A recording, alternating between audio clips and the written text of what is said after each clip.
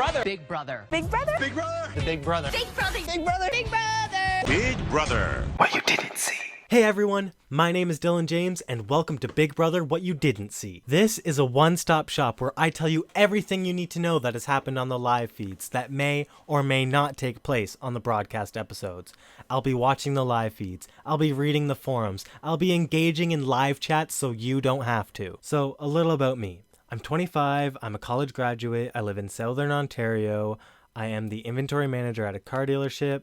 I've been a fan of the show since season 5 and have watched the seasons multiple times over ever since, and I've been an active feedster for the past 4 years or so. I'm very passionate about Big Brother, so I'm kind of using YouTube as an outlet to sort of express my opinions and passions and love for the game. But that's enough about me. Let's talk some Big Brother. Since the live feeds haven't started yet, but you better believe the house guests have already moved in and the game has already begun. In this episode, I'm going to give you my assessment and opinion on each of the house guests based on their interviews and bios. I've read multiple bios and watched many interviews on each of the house guests, so I feel like I have a good grasp on their personality and how they'll do in the game, well, as much as anyone can, based off first impressions. I'm also going to fill you in on any juicy gossip and rumors that have come up about the house guests. For starters, the new house looks fantastic. It is a massive upgrade from the past few seasons. The bedrooms are highly decorated, the bathroom looks really cool, that one lounge area looks awesome with the weird dark tiki look, the pool's new, it's bigger, they can build the competitions on the pool now instead of having to work around it. The Big Brother US has taken the Big Brother Canada challenge producer, so we should see some pretty spectacular challenge in the season to come. I hope. Another cool introduction to the house is the payphone. From what I understand, the HOH can dial out from the phone upstairs to the phone downstairs and have a full-blown conversation with whomever is on the other end.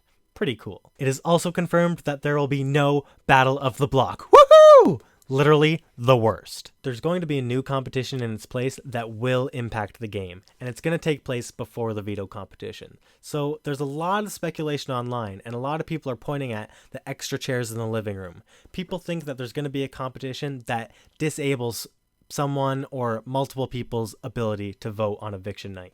Now, I'm not sure if that is the actual competition that's going to take place because it wouldn't make much sense to have that competition play before the veto, but we're just going to have to see and find out. Personally, I kind of like the twist because it's not game breaking, but it will shake things up. Now, there's a couple more twist speculations, but let's just get to the cast for now. First off, we've got Paul Abrahamian. I don't know. He's 23, he's a clothing designer. First off, this guy's beard is amazing. Look at it. He can house a family of birds as if it was like a 5-star luxury hotel. I mean, he should do that. Save the birds. Truthfully, I don't really know what to think of this guy. I mean, besides the fact that he looks like a giant douchebag, I mean, come on. The guy's wearing like 47 freaking rings on his hand. This guy's attitude towards the game really bothers me. He says he doesn't care if he wins, doesn't care if he loses, doesn't care if he makes it to jury, doesn't care if he's out first. He just doesn't care. I mean, it makes me question his motives. He's a clothing designer. He's wearing his weird gothic outfits inside the house. Is he just trying to advertise his vampire chic brand of clothing, or is he there to play a game? I will say, though, that he has a decent pre-strategy going inside the house. Look at him. He screams asshole. But he is very self-aware of this. He plans on going inside the house and being everyone's friend, being very open and laid back, reserved, and just getting to know everybody for the first month. Then he plans to flip the script and basically go full, wild, crazy, Paul mode. Not sure what that means, but it doesn't sound that good. Paul seems to be very aware of the importance of adapting within the game. And if he plays his cards right, he could go far. Do I think he's going to do that?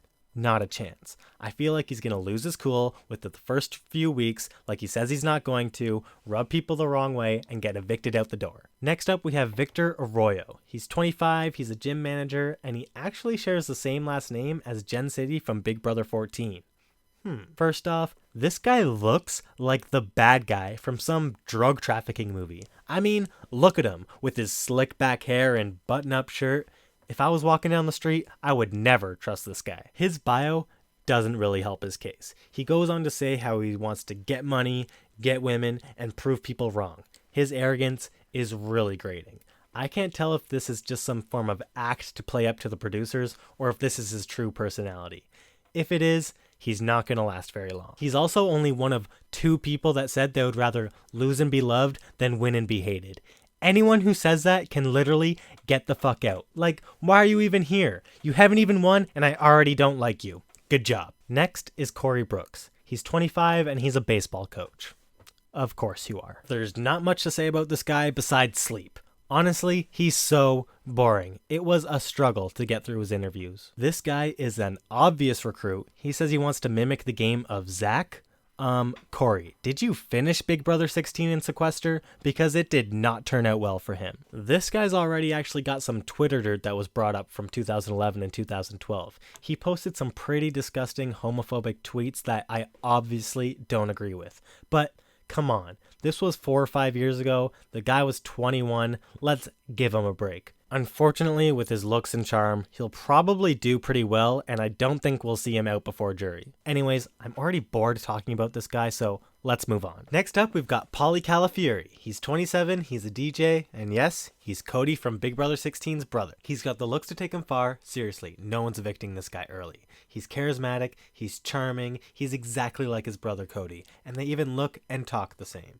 He says he's not going to lie about being Cody's brother, but he's also not going to bring it up. It'll be pretty interesting to see how quickly the house guests find out and how they'll find out and react to the whole situation. He also claims that he's not going to make the same mistake as Cody by making sure he brings someone to the end that he can beat. He then goes on to straight up contradict himself by saying in the end game he wants their all to be deserving winners and that they'll just go to the final 2 and whoever pleads their case to the jury will be the deserving winner. He's got the charm, he's got the charisma to do well. Cody played a great game. If he can emulate what Cody did, he'll be fine. And anyone who has been coached by Derek has a huge leg up in the game. As long as nothing goes terribly wrong for him, I think he'll be fine. Next, we got Bronte DeQuisto. She's 26 and she is a student. First of all, what the fuck is that voice? She honestly sounds like a hyped up child going through a washing machine. Hello! She also claims to be some big mathematician, except when Jeff asks her what 9 times 9 is, her answer was 89. She plans on using her mathematics skills as a strategy. I didn't know you could use math as a strategy. This girl has thought way too much about this game. She has a strategy for everything. She has this say yes strategy where she has all these secrets and ways to get people to instinctually say yes through conversation. She also has a strategy for, well, the time she's on slop. This girl thinks she has all her bases covered. She also says she's willing to be a pawn in this game.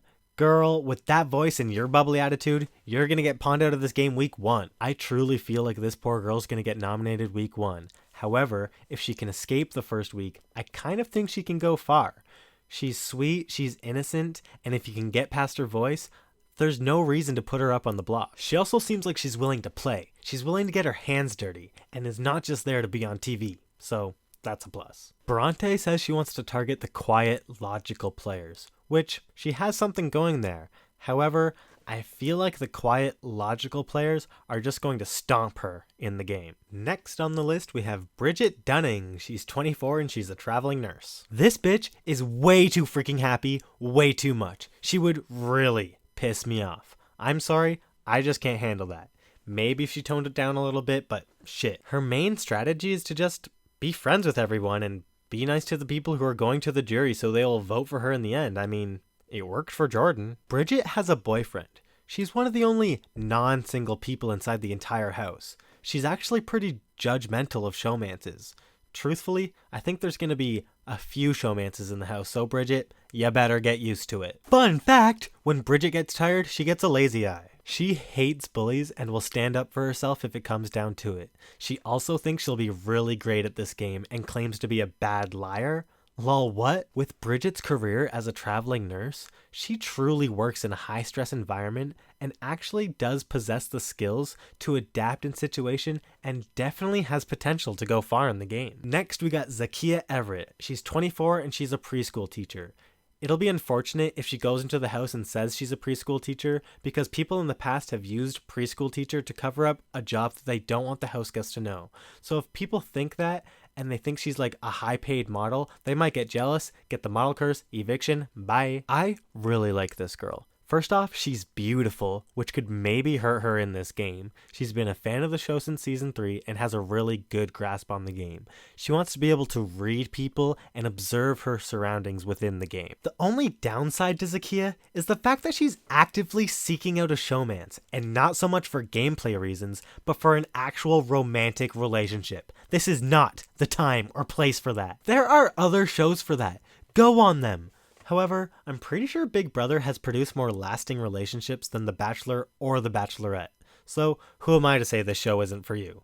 I just don't like to see them. I'm here for the game, and you should be too. She says she might bust out some random twerking, and we don't have to worry about Zakiya having sex in the house because her mom says she's not allowed to. Next, we have Jose Flores. He's 25 and he's a makeup artist. Now, you would think this is just your typical token gay house guest, but actually, he doesn't believe in gender. He believes in love, so he likes both men and women. Now, I have a good feeling about Jose. He has a great mindset going into the game. He is focused on building relationships and only winning competitions when he needs to. He then goes on to say that this will be the best season ever because he can get into people's minds. Whatever that means. Kind of creepy, actually. One thing I can see happening to him is getting way too overwhelmed and wrapped up in his own head and narrative. I feel like he might lose it in this game. He also says he snores, which would honestly be a deal breaker for me. I'm a light sleeper and I would want him out. I am pretty high on Jose though, and I think he has great potential. Next up, we got Glenn Garcia. He's 50. He's a dog groomer and a former officer. Now, I really like Glenn as a person, but I don't see much longevity in this game for him. He's been a fan of the show for many years. It's just his age is such a factor that I truly don't believe he's going to jive with the other house guests. He just acts too much like his age, and I fear he's going to have a lot of trouble connecting with the rest of the house. He also says he's not going to tell the house guests that he used to be a police officer and that he's only a dog groomer. I mean, I don't think this is going to work out considering he looks and talks and acts like a former police officer. But go ahead, lie about it. I also said the same thing about Derek, and well, we all know how that turned out, so what do I know? He also has a daughter, which he mentions a lot, but he's using her as motivation to navigate through the game. I just have a bad feeling about this guy. I feel like he's going to lose his cool, play the game way too hard, way too fast, and be out before jury. Sorry, Pops. Next, we got Michelle Meyer. She's 23 and a nutritionist. She's a super fan of the show. One of us, you could say. She watches the live feed, she watches the international seasons, she's very active on the online Big Brother community, especially the Big Brother subreddit, which is awesome. It's always interesting to see how a superfan does on the show. Okay, so this girl is basically a clone of Nicole from Big Brother 16. They look, talk, and act eerily similar. It's kind of freaky. Michelle wants to win the first HOH and as many competitions as possible. She thinks the first HOH is easiest because you can come up with any excuse to nominate someone with getting no blood on your hands and still establishing good connections in the house. She has no problem lying and backstabbing and says she hates when people say they want to play with integrity and morals. Atta girl. So Michelle is basically a savage. Last season, she created a Big Brother fan page for Steve, and his mom contacted her to tell her to take it down because she wanted to have the only sole fan page for Steve that had the most followers.